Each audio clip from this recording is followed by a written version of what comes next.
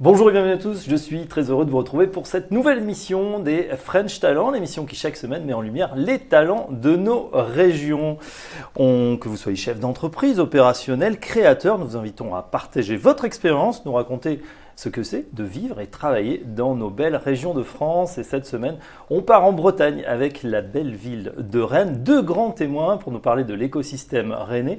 On accueille tout d'abord Jocelyn Denis, le patron de Digitaléo. Bonjour Jocelyn. Bonjour Fabrice. Vous êtes donc Digitaléo, la plateforme de communication et de fidélisation qui fait venir et revenir les clients en point de vente. Vous allez nous expliquer ça dans quelques instants. Sur le plateau avec nous également, Daniel Lecor. Bonjour Daniel. Bonjour Fabrice. Vous êtes le patron fondateur de Cortec. C'est une société familiale, fournisseur majeur pour les équipements de l'industrie automobile et plasturgiste en Europe. Vous allez nous raconter votre parcours assez étonnant, puisque ça a démarré il y a une quinzaine d'années, tout seul dans votre garage, et aujourd'hui une centaine de personnes.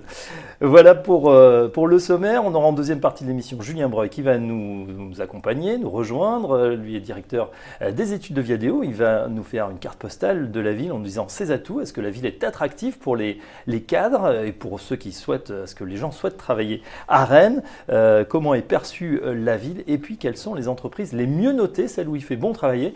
C'est fait à partir évidemment du classement Viadeo, puisque Viadeo recueille plus de 6 millions d'avis de ses membres sur les entreprises. Enfin, n'oubliez pas qu'on est sur Facebook Live, cette émission est en direct, donc n'hésitez pas évidemment à la partager, à liker et même à poser vos questions. On les relaiera en direct sur le plateau.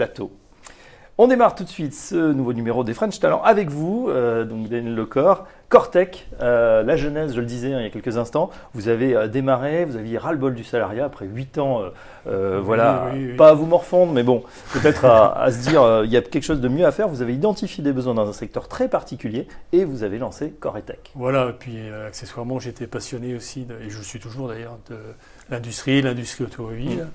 Et donc effectivement, j'ai créé en février 2002 avec mon épouse la société Cortec que je dirige aujourd'hui avec mon fils et mon gendre. Voilà, donc vraiment l'entreprise familiale. Vous êtes attaché d'ailleurs à ces valeurs. Tout à fait. Faites très attention, c'est les valeurs de l'entreprise. Évidemment, innovation, puisque dans un secteur qui bouge énormément, mais aussi vos salariés. Il y a très très peu de turnover chez Cortec. Alors effectivement très stable. Faisons très attention à notre manière de manager le personnel. Donc important, oui, effectivement. Bon, Liffré, c'est où exactement? 10 km à peu près de Voilà, Rennes. Liffré est au nord-est de Rennes, petite commune de 5000 habitants. Ouais. Et on y est implanté depuis la création, puisque c'était mon lieu de résidence. Racontez-nous ce que fait exactement l'entreprise. Alors on est sur de l'industrie lourde, vous travaillez pour les grands donneurs d'ordre, les équipementiers, Valeo, Plastic Omnium, Forestia, mais aussi des constructeurs. Des constructeurs, tout à fait. On travaille aussi en direct pour Rennes et pour Renault et Ford en Allemagne. Nous développons des solutions industrielles pour l'assemblage de sous-ensembles de voitures.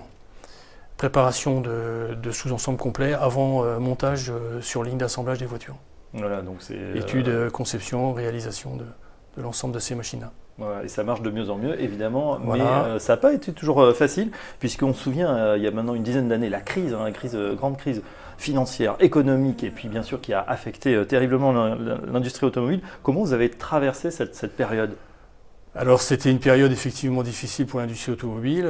Nous avions décidé à l'époque d'élargir notre panel de clients en s'intéressant à d'autres industries. Ça nous a permis de traverser cette tempête-là sans faire de chômage technique, sans faire de licenciement pour préserver justement les effectifs afin d'être prêt lorsque l'industrie automobile allait redémarrer. Et c'est ce qui s'est passé.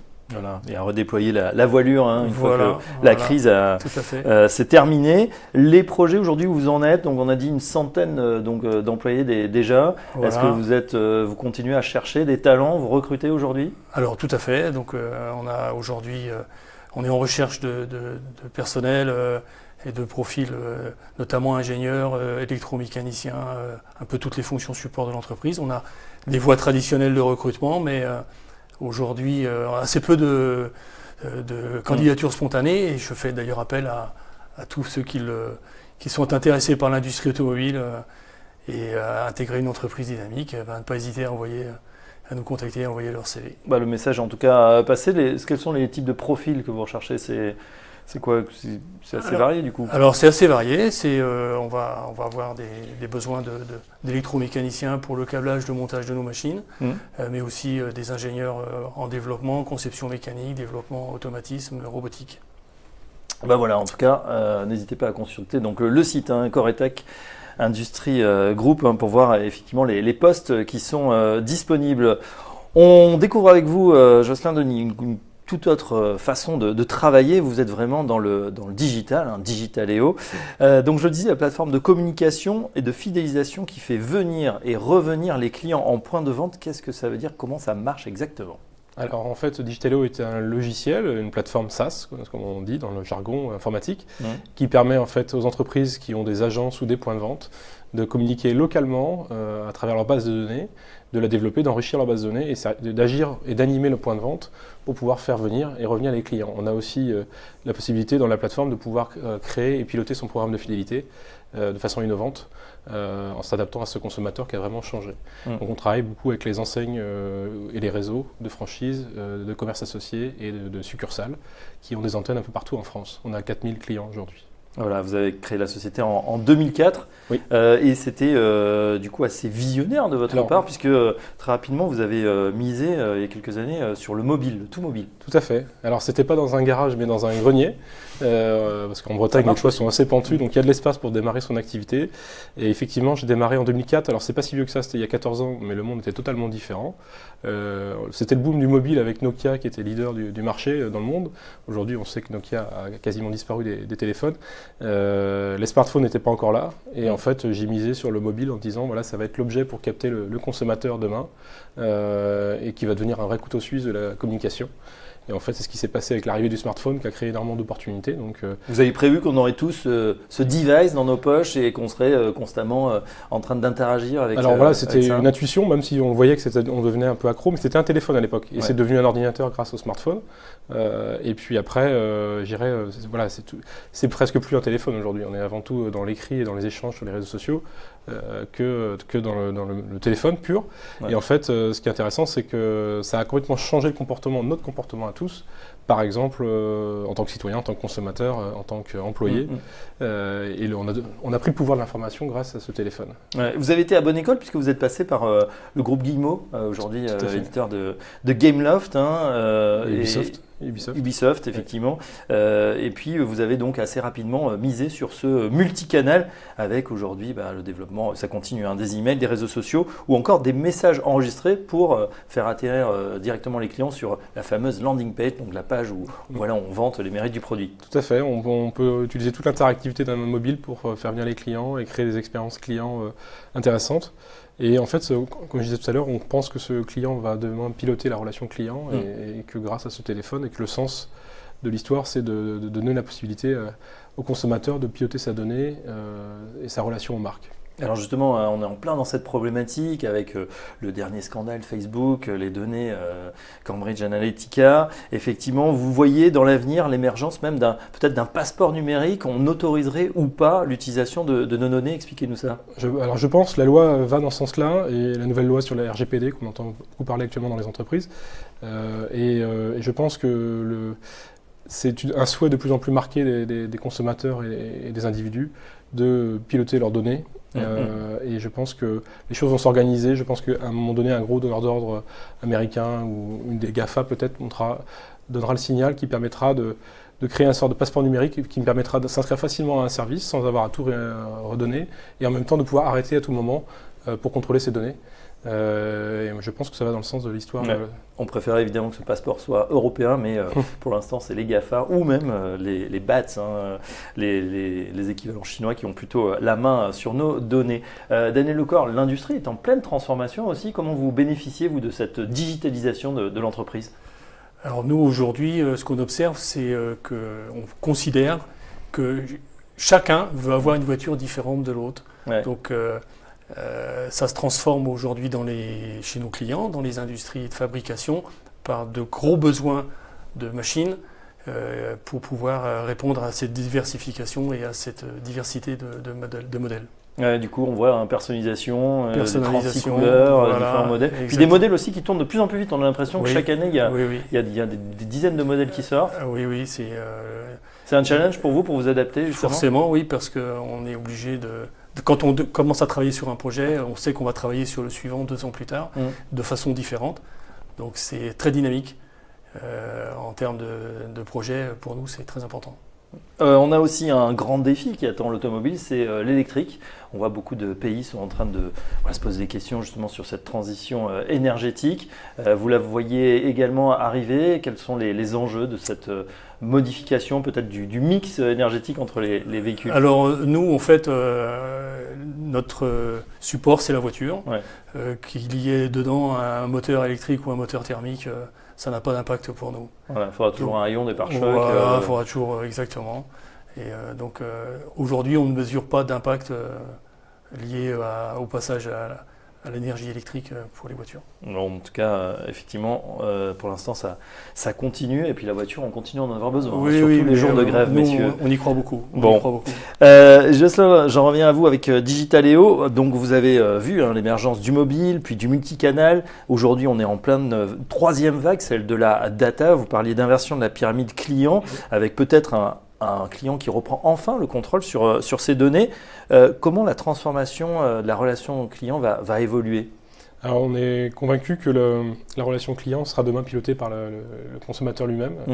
Et c'est lui on passera du push au pull, c'est-à-dire que c'est lui qui va tirer demain la relation, c'est lui qui choisira. On traduit push, c'est-à-dire que c'était l'entreprise qui envoyait des informations. Et là, on est plutôt dans le remontant, c'est-à-dire que c'est le consommateur.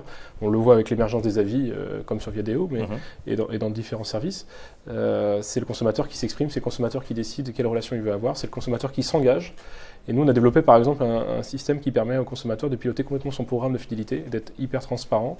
Et ça correspond bien aux demandes des nouveaux consommateurs, de la nouvelle génération aussi. Et donc, aujourd'hui, le commerce est vraiment confronté à cette mutation de comportement. Et donc, il doit repenser complètement son modèle en mettant le client au centre. C'est une bonne chose parce que ça permet de bouleverser un petit peu les cartes établies et de donner la chance et de créer des opportunités pour ceux qui vont s'adapter. Mais par contre, c'est très très impactant pour ceux qui ne s'adaptent pas en fait. Alors exemple, justement, comment vous-même, dans votre entreprise ou du moins dans vos activités, vous pourriez être ubérisé, c'est-à-dire il pourrait y avoir soudain un robot, une intelligence artificielle qui pourrait automatiser des tâches, on va dire un petit peu moins nobles ou sans trop de valeur ajoutée, type création d'emails ou des choses comme ça? Alors on n'espère pas être ubérisé, on espère faire partie de ceux qui permettront de s'adapter à ces nouvelles façons de travailler. On pense que l'intelligence artificielle va jouer un rôle important aussi dans le marketing et la communication, en facilitant l'accès à gérer à toute entreprise qui n'ont pas forcément un chargé de communication, un expert du marketing digital ou une agence, ou les moyens d'avoir une agence, d'avoir une sorte d'assistant marketing virtuel. On a créé Léo chez Digitaléo, qui est un assistant marketing qui était virtuel, avec du service, et qui demain sera doté d'intelligence artificielle qui permettra de répondre à la problématique du client, de dire voilà, j'ai besoin de générer du trafic dans mon magasin, donnez-moi la solution. Et derrière, on a déjà un certain nombre de solutions qu'on pourrait apporter grâce à l'intelligence artificielle. Ça rejoint ce que vous disiez à l'instant, Daniel, c'est-à-dire hyper personnalisation. C'est vrai qu'aujourd'hui, on veut être pris en compte le consommateur en tant qu'individu. On veut sa voiture noire et rouge ou blanche et verte.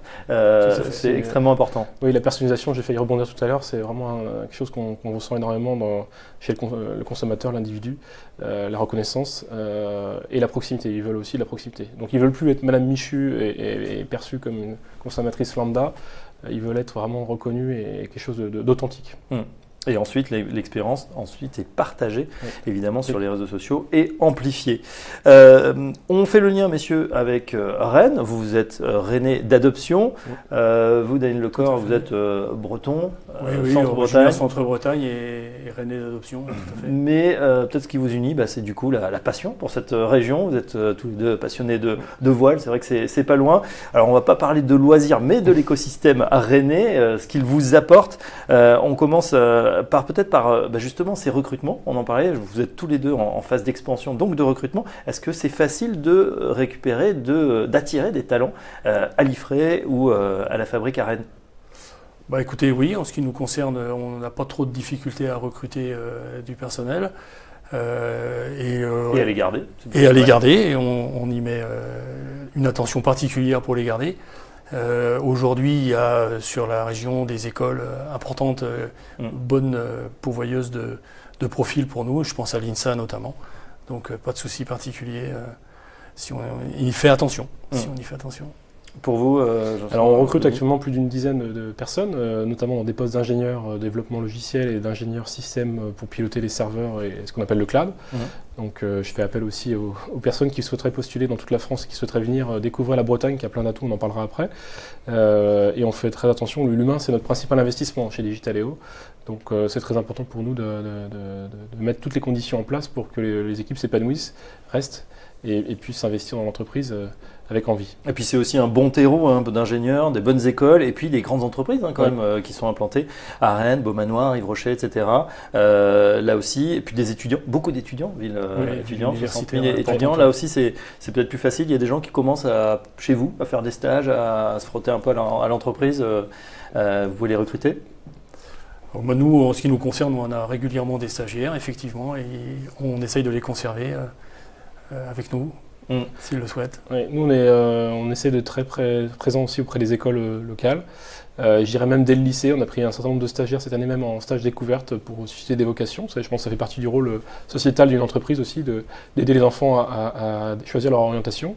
Et puis après, école de commerce, école d'ingénieur, école de digital aussi. Donc on en intègre énormément. Et aujourd'hui, je pense que dans un marché de l'emploi qui est quand même assez tendu, un des enjeux, c'est de justement faire connaître toute l'attractivité de la Bretagne et de Rennes, qui a plein d'atouts en termes de qualité de vie, pour attirer des talents de toute la France. Le message est passé. Daniel Lecor, on finit cette première partie avec vous. Les principaux... l'avenir pour Coretech, ça va être quoi ? Eh bien, l'avenir, ça va être immédiatement de réussir une implantation dans les pays de l'Est. On va créer une agence à Prague. C'est vrai qu'on ne l'a pas dit, mais vous exportez déjà à plus de 70%. Oui, voilà. Aujourd'hui, notre chiffre d'affaires est réparti à 70% à l'export.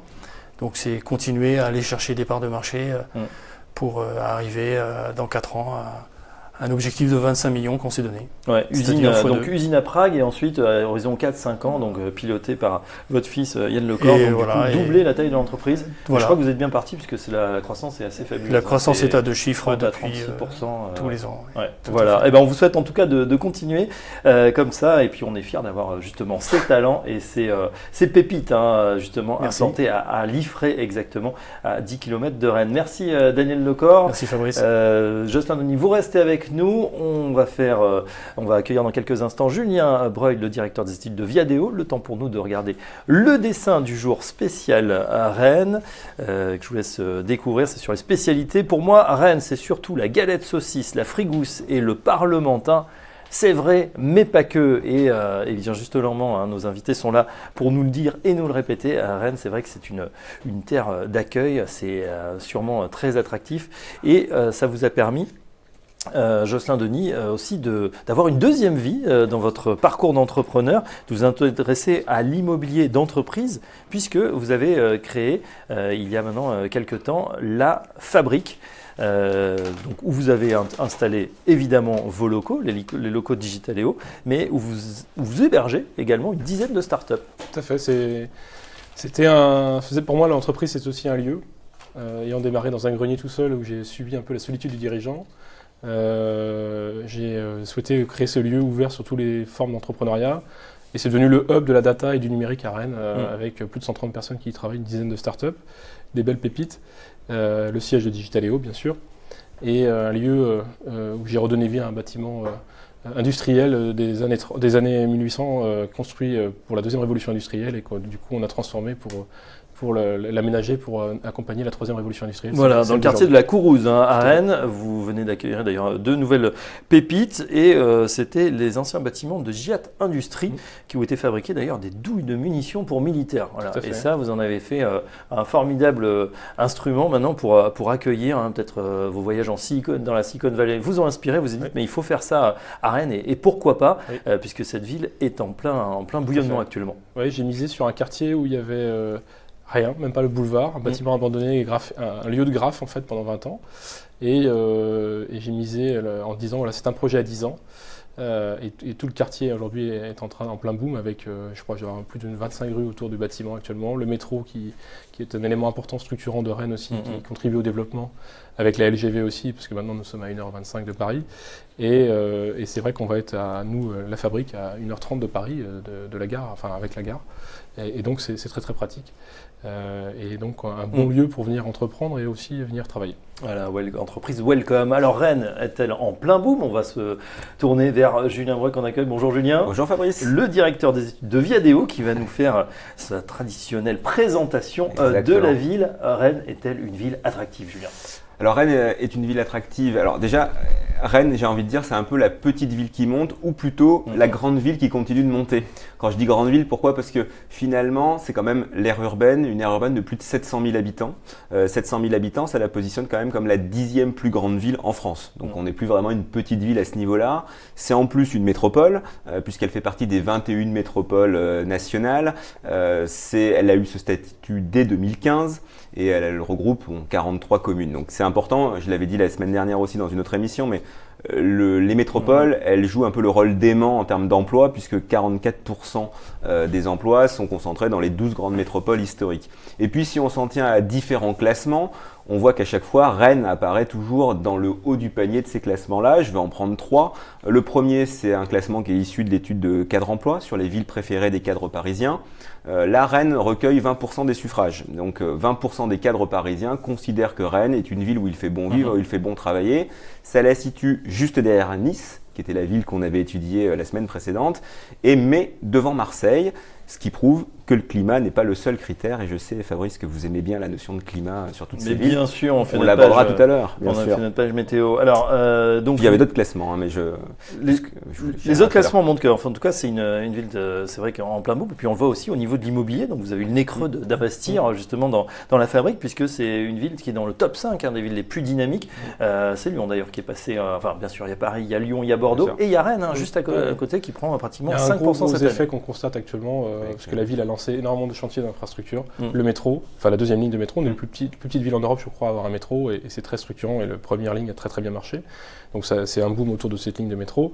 On va avoir une métro-vallée en fait, globalement, parce qu'on a énormément d'incubateurs et de start-up, et de gros donneurs d'ordre comme Orange. Et puis la LGV, le centre des congrès. Donc il y a une grosse dynamique actuellement dans Rennes. Grâce aux chantiers lancés par l'agglomération. Vous parlez d'immobilier.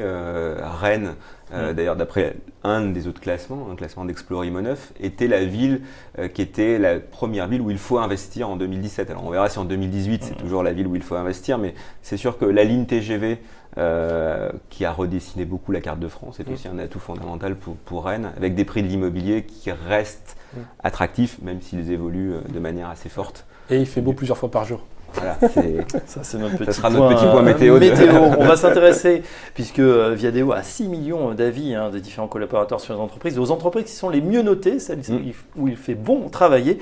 Vous nous avez amené, comme chaque semaine, le top 3, Julien. Oui, alors je vais faire un petit peu avant de dévoiler finalement ces 3 entreprises qui sont 3 entreprises bien sûr du tissu local. Je voulais juste faire une petite pastille quand même sur la partie emploi pour montrer un peu le dynamisme de cette ville dans cette région. La ville de Rennes, c'est quand même 235 000 effectifs salariés du privé. Alors au-delà de ce chiffre, ce qui est surtout intéressant, c'est l'évolution. C'est une évolution de 5% par rapport à 2011. Donc quand on parle de dynamisme économique, il y a du dynamisme économique, il n'y a pas cette croissance dans toutes les villes. C'est aussi 38 000 cadres qui y travaillent, ce qui la positionne, vous vous en doutez, comme le premier bassin d'effectifs cadres en Bretagne, puisque 4 cadres sur 10 vont à peu près travailler à Rennes par rapport à la région Bretagne. Et puis, c'est aussi une dynamique forte en termes de recrutement. À Rennes, 24 000 recrutements sont prévus l'année prochaine. C'est 4 000 recrutements de plus qu'en 2017. Et c'est surtout des dynamiques de recrutement, notamment dans les cadres au niveau de la recherche et du développement. Donc voilà, il y a vraiment une réelle dynamique au-delà de toutes les dynamiques sectorielles. Alors pour revenir aux 3 entreprises les mieux notées dans Viadeo, dans les 6 millions d'avis. L'entreprise numéro 3 est une entreprise qui est quand même emblématique de la région. C'est une entreprise du secteur de l'assurance, dont l'histoire débute en 1900, mais dont le nom n'a été créé qu'en 1986 et c'est le groupe Groupama. Alors là, en l'occurrence, Groupama Loire-Bretagne. C'est un groupe national mais avec un ancrage local très fort. À l'échelle nationale, c'est 32 000 collaborateurs. À l'échelle locale, c'est 2200. Mais ce qui est intéressant, c'est qu'il y a vraiment beaucoup d'antennes locales et avec un certain nombre de sociétaires aussi qui y sont présents. Donc voilà, c'est cet ancrage qui fait la force aussi de cette entreprise et qui en fait l'une des entreprises les mieux notées pour Rennes. Numéro 3, Groupama Loire-Bretagne. Le numéro 2, Julien? Alors, le numéro 2, c'est une entreprise également qui est plutôt nouvelle dans le sens où on n'a pas eu encore ce type de secteur dans les autres villes qu'on a pu étudier, puisque cette fois-ci, c'est un groupe hôtelier, alors qui a des hôtels en nom propre, mais qui a également des hôtels en franchise, avec Louvre Hôtel par exemple, ou Accor, qui sont un peu plus connus, et c'est le groupe Ferré. Voilà, 90 hôtels aujourd'hui pour le groupe à l'échelle nationale, plutôt des hôtels de 2 à 4 étoiles. Groupe Ferré Hôtel. Et enfin, sur la première marche du podium. Alors le premier est une entreprise du secteur des ressources humaines, c'est une TPE et c'est l'entreprise Happy to Meet You. Alors c'est intéressant parce qu'on parlait tout à l'heure des difficultés de recrutement. L'entreprise, ou le concept de cette entreprise a été vraiment développé à partir de l'année 2015. En fait, l'idée est de dire qu'avec la digitalisation de l'ensemble des métiers, les process de recrutement ont évolué. Et s'ils évoluent, il faut aussi que les entreprises soient accompagnées pour mieux utiliser les réseaux sociaux, notamment vidéo, ou pour mieux utiliser tous les canaux qui sont à disposition.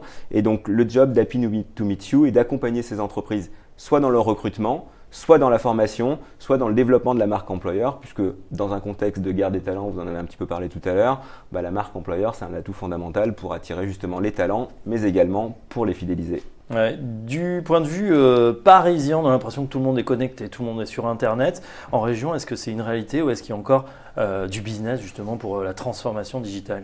Alors, transformation digitale, c'est vraiment, aujourd'hui, je crois, un des enjeux du digital, c'est de pénétrer tous les secteurs d'activité, l'industrie, on a vu tout à l'heure, mais tous les secteurs d'activité aujourd'hui sont confrontés à la digitalisation, donc il y a énormément de business dans la transformation digitale, gérée sur tout le territoire, et on est loin, et la France est plutôt en retard sur ce sujet par rapport à l'Angleterre, par exemple, donc il y a un gros travail et beaucoup de potentiel devant nous.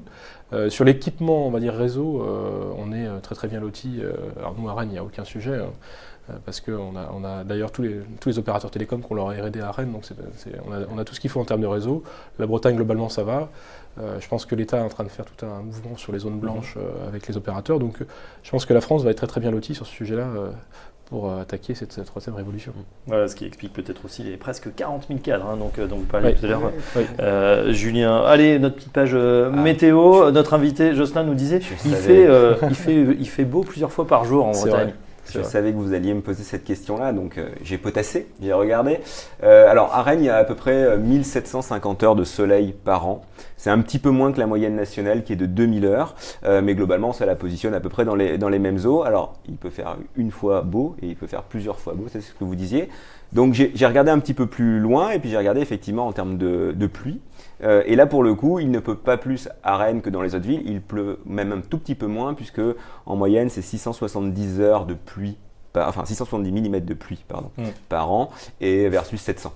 Donc vous voyez qu'effectivement là ça la positionne dans la moyenne, un peu dans les deux cas.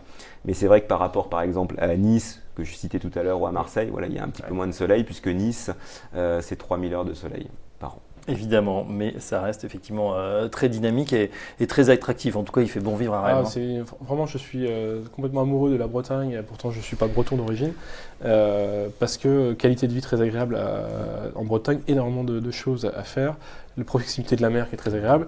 En fait, la météo est influencée par les marées, qui sont très importantes en Bretagne, et donc le temps est changeant dans la journée, mais du coup c'est assez agréable, il n'y a pas de routine. Et puis, même si l'hiver a été assez long cette année, mais comme partout en France, mais c'est vrai que c'est une ville très agréable avec un très beau centre-ville aussi. Alors, on va tester notre invité, Jocelyn Denis. On va voir si vous connaissez bien la ville ou en tout cas vos coups de cœur. Le Rennes, c'est connu pour la rue de la Soif. Quel est le meilleur bar que vous nous conseillez, votre bar préféré? Mon bar préféré, allez, le Zinc ou l'Aventure. L'Aventure, restaurant? Restaurant, le Carré. Le Carré. La visite à ne pas rater, c'est vrai que le patrimoine est très riche, entre les cathédrales, les chapelles, la place des Lys, le Parlement. Le Parlement de Bretagne. Le Parlement de Bretagne qui est en fait un tribunal aujourd'hui. Ouais. Votre lecture du moment? Lecture du moment, c'est justement comment savoir bien recruter. Et donc c'est un livre américain et le titre c'est Who. Ouais. D'accord, bon, et ça vous aide? Bah, Ça va vous aider sans doute. c'est l'expérience au fur et à mesure qui aide à mieux recruter, de toute façon, ça s'apprend au fur et à mesure. La personnalité, la personne qui vous a le plus inspiré, ou Ah. qui vous inspire encore? La personne qui m'a le plus inspiré, écoutez, j'ai lu beaucoup de livres. Alors c'est plus une entreprise, hein. J'ai lu énormément de livres sur l'aventure de Google, enfin, sur les GAFA en général, Amazon aussi. Et cette culture du client qui fait le succès de ces entreprises. Donc voilà, je suis très inspiré par la Silicon Valley, par ce qui s'y passe en fait. Oui, avec cette implantation de la fabrique. Et on termine, puisque vous nous avez vanté les mérites de la Bretagne, avec votre meilleur spot pour faire de la voile.